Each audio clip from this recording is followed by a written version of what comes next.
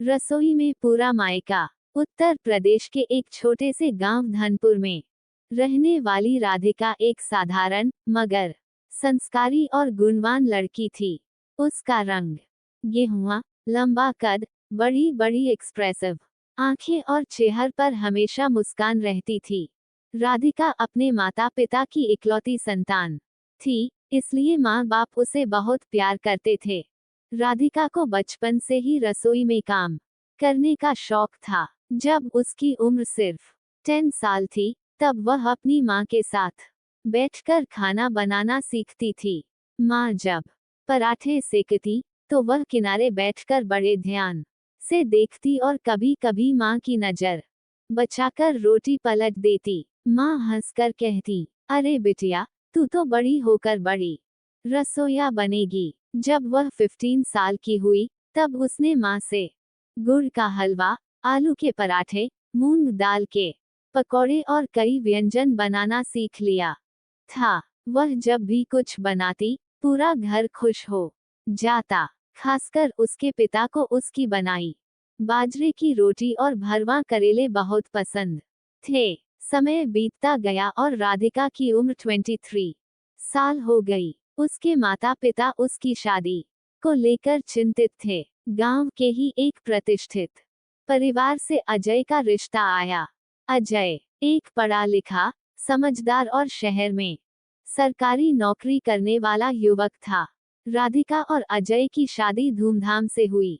गांव भर में बारात निकली, बैंड बाजे बजाए गए और पूरे गांव में जश्न का माहौल था। राधिका जब लाल जोड़े में दुल्हन बनी, तो वह अप्सरा जैसी लग रही थी।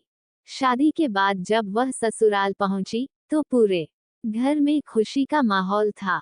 सास ने आरती उतारी, नंद ने हल्दी चंदन का तिलक किया और देवर ने मुस्कुराते हुए मजाक में कहा, भाभी, अब रोज हमें मीठा खिलाना पड़ेगा। राधिका मुस्कुराई और सबका आशीर्वाद लिया। शादी के अगले दिन ससुराल में पहली रसोई की रस्म थी। इस रस्म में नई बहू पूरे परिवार के लिए खाना बनाती है और उसे परोसा जाता है। ये बहू की पाक कला की पहली परीक्षा मानी जाती है। सुबह सुबह राधिका की सास ने उसे बुलाकर कहा, बेटा, आज पहली बार तुम हमारे लिए खाना बनाओगी। जो भी बनाना, दिल से बनाना। राधिका का मन घबराने लगा।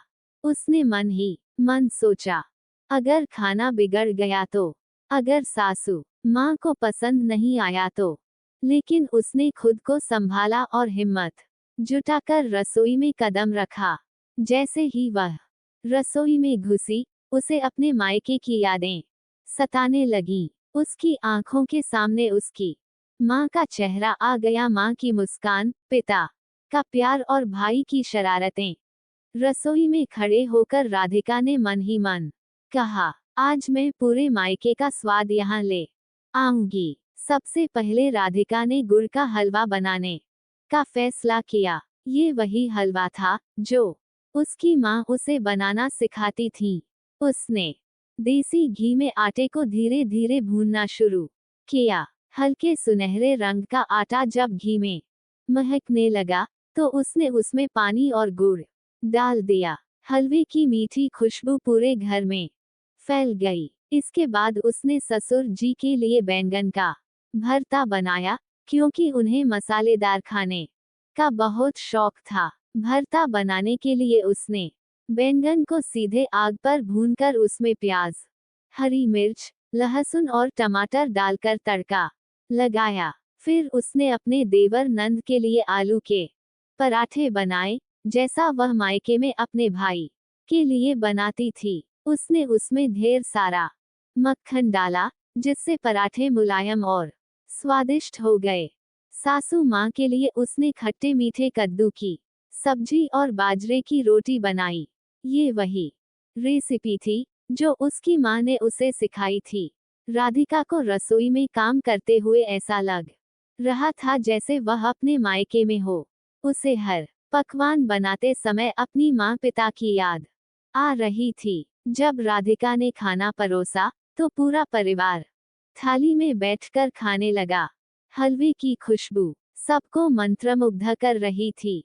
सासू माँ ने जैसे ही पहला निवाला खाया, उनकी आंखें चमक उठीं। उन्होंने कहा, अरे वाह, ऐसा हलवा तो मैंने बचपन में अपनी माँ के हाथ का खाया था। बेटा, तूने तो मेरा मन मोह लिया। ससुर जी ने भरता खाकर कहा, बहू, बिल्कुल मेरी माँ जैसा स्वाद है। सच में तूने तो कमाल कर दिया। देवर ने पराठे खाते हुए कहा, भाभी, ये तो बिल्कुल घर जैसा स्वाद है। मुझे तो लगा कि मैं अपने बचपन में पहुंच गया। राधिका की आंखें भर आईं।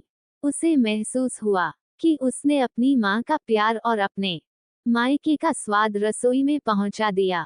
धीरे धीरे राधिका ने पूरे घर में अपनी जगह बना ली। वह रोज नए नए पकवान बनाती, परिवार के लोगों की पसंद का ख्याल रखती और सबसे प्यार से बातें करती।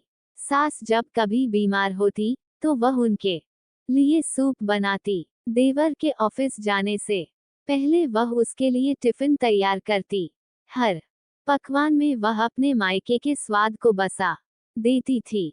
अजय भी उसकी पाक कला का दीवाना हो गया। वह रोज ऑफिस से लौटकर पूछता, आज खाने में क्या बना है?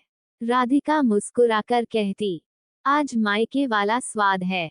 धीरे धीरे राधिका के बनाए खाने की चर्चा पूरे गांव में होने लगी। उसकी सासू माँ गर्व से कहती, मेरी बहू के हाथ में तो जादू है। उसने हमारी रसोई में पूरा मायका बसा दिया है। अब ससुराल ही उसका नया मायका बन गया था। वहां भी उसे उतना ही प्यार और अपनापन मिला जितना उसके माता पिता ने उसे दिया था। इस कहानी से हमें ये सीख मिलती है कि प्यार, अपनापन और सच्चे स्वाद में जादू होता है। बहू जब मायके का प्यार रसोई में बसा देती है तो ससुराल भी मायका बन जाता है।